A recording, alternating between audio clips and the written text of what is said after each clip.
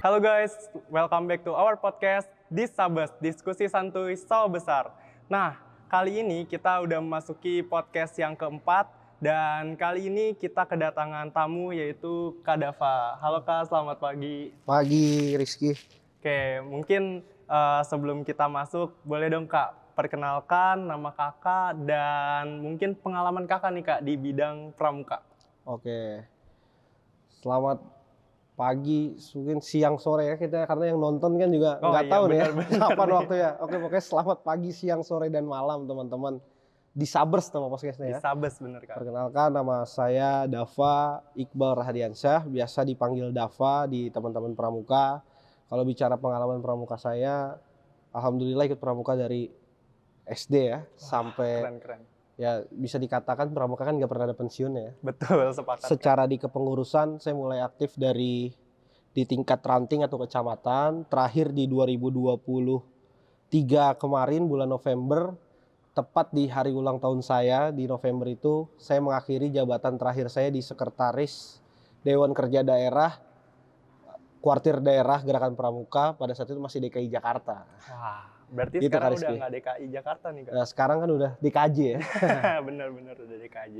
Gitu. Berarti pengalaman Kak Dava nih udah dari kecil, udah dari SD, SMP, sampai SMA terakhir. Berarti sekarang udah penegak Pandega Kak? Alhamdulillah udah di ujung Pandega kayaknya. Alhamdulillah. Berarti dikit lagi untuk ke pembina nih Kak? Insya Allah. Alhamdulillah. Berarti jadi andalan betul Kak kalau pembina ya? Kayak bahasa sekarang, sudah menyempurnakan. Betul.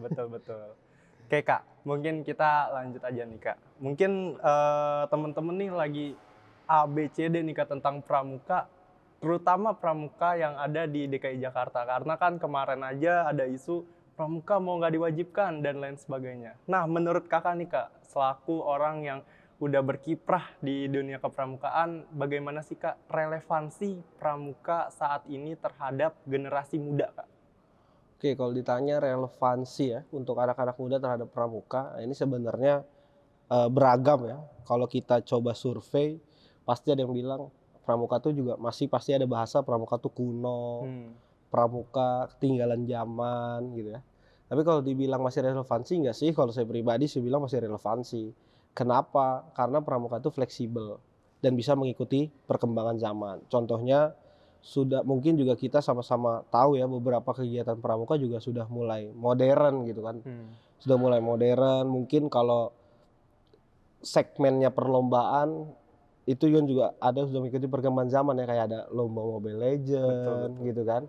Terus robotik gitu kan, sudah mengikuti perkembangan zaman. Nah, tapi mungkin expose itu yang belum keluar ke halayak luas lah ya. Jadi orang-orang masih menilai mungkin saat ini ya pramuka, kalau dibilang masih ada yang bilang ya kuno juga gitu. Tapi kalau saya pribadi bilang nggak kuno gitu. Betul. Gitu kira-kira. Betul Kak. Karena kan emang pramuka ini sebenarnya kita ini bisa dinamis ya Kak bergeraknya. Kemana aja bisa masuk gitu ya. Betul. Nah Kak, kalau ngomong-ngomong soal pramuka lagi nih Kak. Nah, gimana sih Kak cara untuk merelevansikan, apalagi kan kita ini di Jakarta sebagai kota megapolitan, terhadap antara pendidikan formal dengan pendidikan kepramukaan nih Kak? Nah, apalagi di Jakarta ya, kota megapolitan, tantangannya juga pasti mungkin lebih berat dibandingkan daerah-daerah lain. Kalau mengikuti pendidikan formal aja mungkin saya rasa juga masih kurang cukup ya. Apalagi karena kan pramuka lebih berfokus kepada pendidikan karakter. Kita bisa sama-sama lihat mungkin anak-anak muda zaman sekarang bagaimana sih karakternya gitu. Yang mungkin dulu ketika mau berangkat sekolah atau mau pergi keluar rumah itu pasti ketemu orang tua, cium tangan, pamit dan lain-lain gitu ya. Ada tradisi-tradisi itu. Mungkin bergeser ke sekarang ini udah sedikit yang melaksanakan tradisi itu, kayak mau sekolah cium tangan. Sekarang mau ngabarin aja kayaknya udah alhamdulillah gitu kan. Betul. Kadang-kadang kan ada yang main pergi aja, malah ntar orang tuanya tuh yang nanya, kamu di mana gitu kan.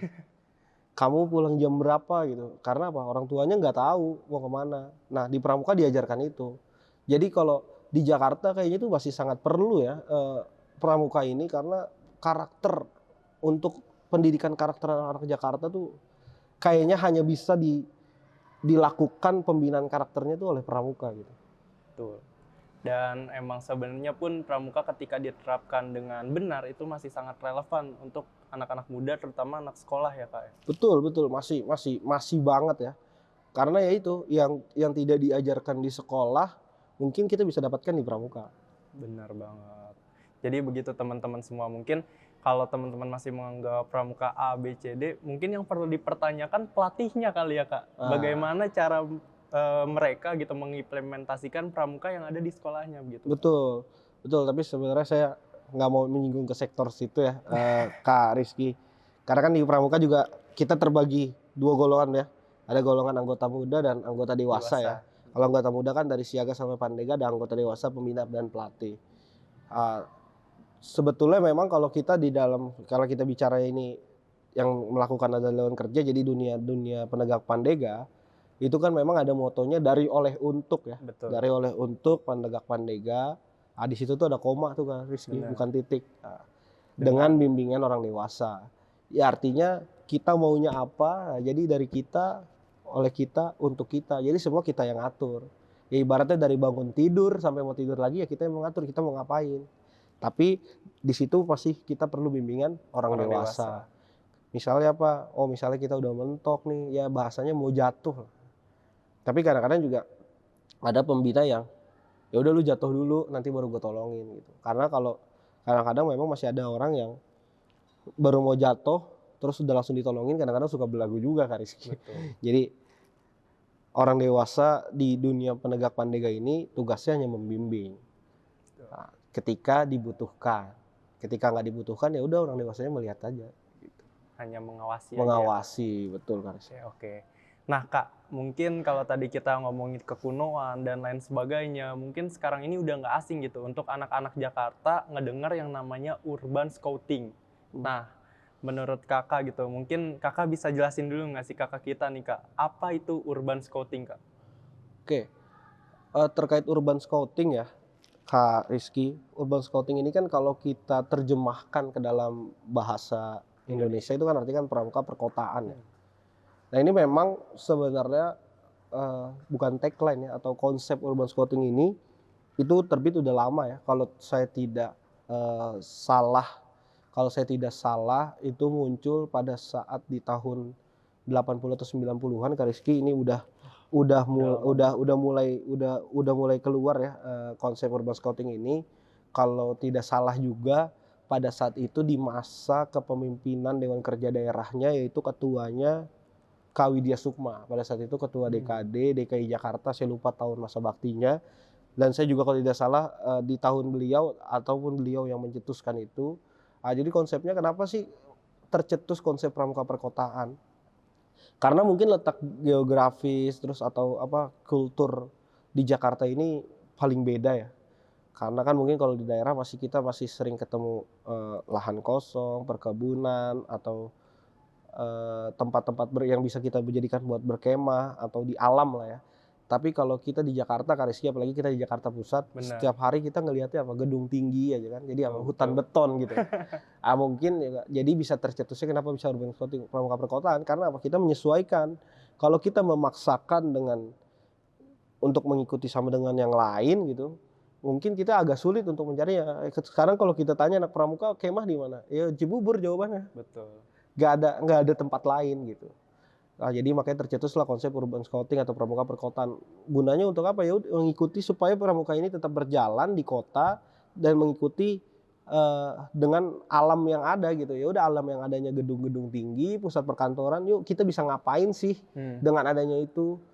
Pertanyaannya masih bisakah kita melakukan misalnya mencari jejak di perkotaan, pengembaraan di perkotaan misalnya gitu. Terus berkemah misalnya di perkotaan gitu, apakah mungkin dan apakah bisa? Nah itu sih sebenarnya pertanyaan kita kan. Dan pertanyaan orang-orang gitu sih Kak Rizky, konsep awalnya pramuka. Nah berawal dari tadi pertanyaan yang kakak sebutkan, nah itu tuh bagaimana sih Kak pengimplementasian nih Kak urban scouting berdasarkan pertanyaan-pertanyaan yang tadi untuk diterapkan nih Kak? Mungkin masih banyak teman-teman gitu yang masih kurang paham nih Kak sama pengimplementasian urban scouting itu sendiri Kak. Oke, kalau ditanya pengimplementasian urban scouting ini Kak Rizky, sebenarnya banyak ya, banyak cara yang bisa diimplementasikan di urban scouting. Gampangnya gini sih Kak Rizky, kalau saya sebenarnya udah punya cita-cita juga pada saat saya di Dewan Kerja ya.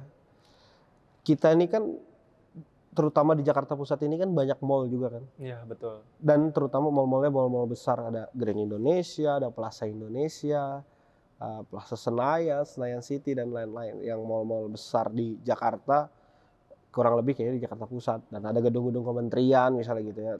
Taruhlah kita ke di mall gitu Kak Rizky.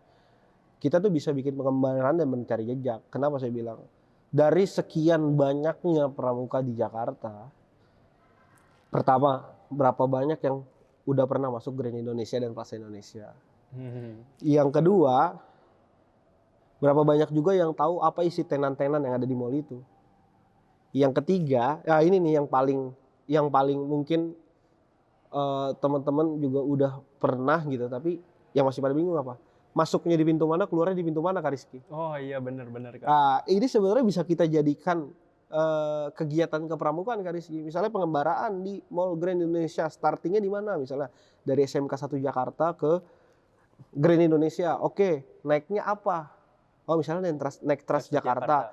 Oke kan misalnya kan, tapi dari depan SMK 1 Jakarta ini nggak ada rute yang ke sana. Oh ya udah, berarti kan kita mesti apa? Mesti mencari jejak, mencari tahu. Oh halte Transjakarta di mana? Misalnya terdekat ada di stasiun di Juanda atau di depan stasiun Juanda dan Masjid Istiqlal. Oke, berarti dari SMK 1 ini kita mesti jalan kaki dulu. Atau mungkin misalnya anak zaman sekarang nge-Gojek gitu kan, nge-Grab misalnya betul, gitu kan. Nah, tapi kan dia tetap nanti kan misalnya suruh bikin peta pitanya tuh.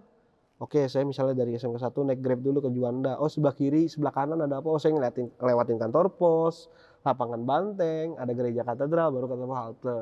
Terus kalau naik busway, naik naik Transjakarta koridor berapa? Nah, ini kan gak semua orang tahu. Nah, betul. Ini kita bisa bikin challenge pengembaraan dan juga challenge untuk mencari jejak.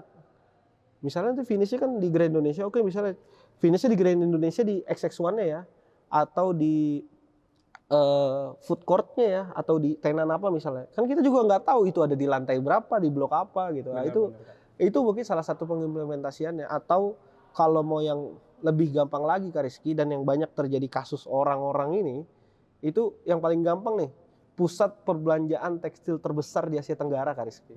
Itu ada Tanah Abang. Nah, orang itu mayoritas kayaknya hampir di atas 50% Kak Rizky, itu masuknya di blok apa, keluarnya di blok apa. Betul. Jarang banget yang bisa masuk dan keluar di pintu yang sama ya, Kak. Nah mungkin kita nih pramuka, khususnya pramuka Jakarta Pusat atau dari teman-teman di Sawah Besar ini, bikin tuh misalnya kayak challenge, perlombaan misalnya, pengembaraan ke pasar Tanah Abang gitu. Salah satu poinnya adalah yang bisa masuk dan keluar di pintu yang sama, itu mungkin poinnya bisa lebih besar. Nah, itu kan menjadi inovasi baru. Nah, itu bisa juga menjadi salah satu poin implementasi urban scouting, kira-kira gitu Kak Rizky. Berarti sebenarnya kita memiliki banyak potensi ya Kak. Betul. Ya tentang urban scouting ini, terutama orang-orang yang ada di Jakarta Pusat nih ya Kak. Betul. Nah mungkin dari teman-teman Dewan Kerja yang ada di Jakarta, khususnya Jakarta Pusat dan lain sebagainya, ini bisa menjadi penerapan ya Kak, pengimplementasian kepada mungkin ambalannya, betul, ranahnya di Dewan Kerja untuk bisa diterapkan gitu ya. Jadi pramukanya nggak kaku ya Kak. Betul. Nah, itu lagi benar. Main semapur lagi. Benar. Morse lagi. Betul. Mungkin itu yang bikin anak-anak tuh ngapain sih pramuka? Karena dari SD, SMP, SMA kadang materinya sama semua ya betul, Kak. Betul. Oke, mungkin Kak ada nggak sih Kak pesan-pesan nih Kak dari Kak Dava untuk teman-teman entah itu di Dewan Kerja ataupun untuk pramuka seluruhnya lah Kak, pesan-pesannya Kak? Oke, kalau pesan-pesan untuk anak pramuka, apalagi Gen Z ya sekarang. Ya, Gen Z Kak. Saya cuma bisa bilang gini sih, pramuka itu di masa sekarang itu bisa menjadi investasi kita di masa depan. Investasinya bisa apa? Bisa ilmu dan relasi. Saya sekarang bisa seperti ini Kak Rizky. Kemarin saya juga sempat bisa ikut dalam tim kontestasi politik terbesar di negara kita, itu menjadi ring satu di antara para pejabat Kak Rizky, itu dari Pramuka. Tapi bukan karena hari itu, tapi karena hari-hari yang lalu sebelumnya. Makanya saya bilang pesannya teman-teman, jangan menganggap Pramuka ini kuno. Mungkin sekarang kuno, tapi kita nggak tahu apa efek kita ke depan. Sampai sekarang Kak Rizky, alhamdulillah saya bisa bekerja sekarang. Saya sekarang udah bekerja. Itu salah satunya relasinya karena Pramuka, Kak Rizky. Jadi bagi teman-teman, jangan pernah menganggap Pramuka itu kuno dan ketinggalan zaman.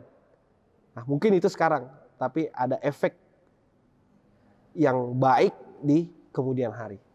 Oke, Kak Dava, terima kasih banget atas pesannya. Kalau quotes ada Kak, quotes? Nah, kalau quotes, ini ada quotes andalan saya, Kak Rizky. Oke, boleh Kak. Yang pertama, quotes-nya adalah, jangan melihat hasil, tapi lihatlah proses. Dan anak muda zaman sekarang itu harus banyak-banyakin berkarya. Jangan banyak-banyakin omongan. Kenapa? Karena karya akan berkata lebih panjang dan jelas tentang kualitas diri kita sebenarnya. Oke, keren banget. Karena karya akan berkata lebih panjang tentang kualitas diri kita ya, Kak. Oke, mungkin dari tadi pesan-pesan Kak Dava, dari apa yang Kak Dava sampaikan, semoga ini bisa menjadi pesan gitu ya untuk teman-teman yang ada di seluruh Indonesia, khususnya untuk orang-orang yang pramuka udah mulai males-malesan dan lain sebagainya. Dan ini bisa menjadi ide yang bisa diterapkan lagi ya Kak, tentang urban scouting dan lain sebagainya. Nah, mungkin saya terima kasih banget nih buat Kak Dava udah menyempatkan waktunya di hari ini. Dan untuk teman-teman, terima kasih juga udah menonton videonya sampai akhir. Jangan lupa untuk like, subscribe, dan komen YouTube DKR Sawah Besar. Terima kasih, dadah.